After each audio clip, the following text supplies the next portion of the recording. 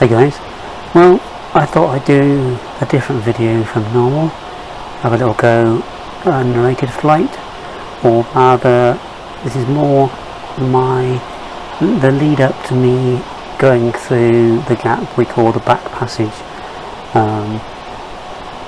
Due to my current setup on the plane, I wasn't so confident I'd make it through the gap in one piece. My video is now not on a ground station, it's on my goggles, and I've got no RSSI because I've got the flight controller. So this is the gap coming up. First sort of float over just to kind of look at the gap, make sure there's nothing kind of that hopefully I'm gonna get snagged on, and check that my video is strong going over the top of it, and well yeah, just a kind of a look at the gap to begin with. Wasn't coming back here, go nice and low, and then he stuck it into the hedge. Right, I think the video will cut over in a second, he says. We didn't. Okay, so yeah, we're gonna have another look at the gap. Just flying over myself and Craig. There's Dave's Woods. Go for a second look at the gap, kind of get more of a feel. This is kind of more like kind of, you know, getting my confidence up, so that looking at this gap and, you know, seeing if I'm gonna be brave enough to actually go through it or not. I think at some point I realised that going through it that direction was not the best idea, because as I got through the gap my signal was going to get progressively worse, and if I did want to bail out of it I couldn't, because I'd be committed, and if I tried to pull up or anything I'd just end up hitting the trees. So at some point I thought to myself it might be better to try and go in from the back of the back passage, and then come through.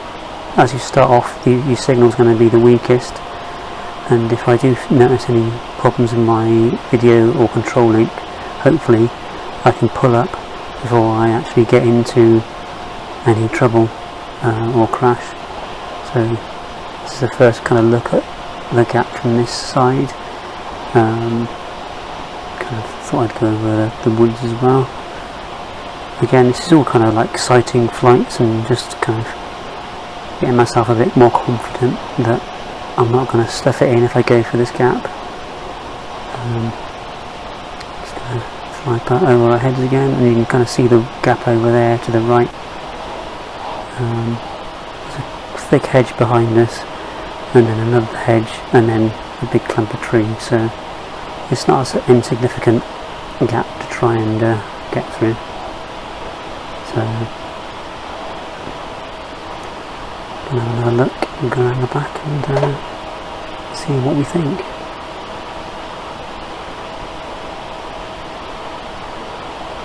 So I'll actually go down a bit lower this time, so I'm actually behind the trees at that point, chicken out. But what I do chicken out of going for the gap, it's a good kind of test that I still had video, I still had control, so the only thing that's really stopping me going through that gap is my bottle. So I come out for a wider turn so I can kind of get lined up for the gap better, and then we're going to go for it. We're going to have to drop down before those branches and we're through. Almost seems kind of insignificant when you do it like that. So then in my head I kind of thought, wow, I didn't do that kind of gap as much of a particularly good flight, so I really need to kind of do something I can put on camera that will look like I just did it, you know, as part of my daily flight. So I came back out again this way again and do a more kind of sweeping flight and kind of look for a gap. I kind of see that gate there, I could possibly get through that gap, but that is low, so maybe not. So I'm turning right.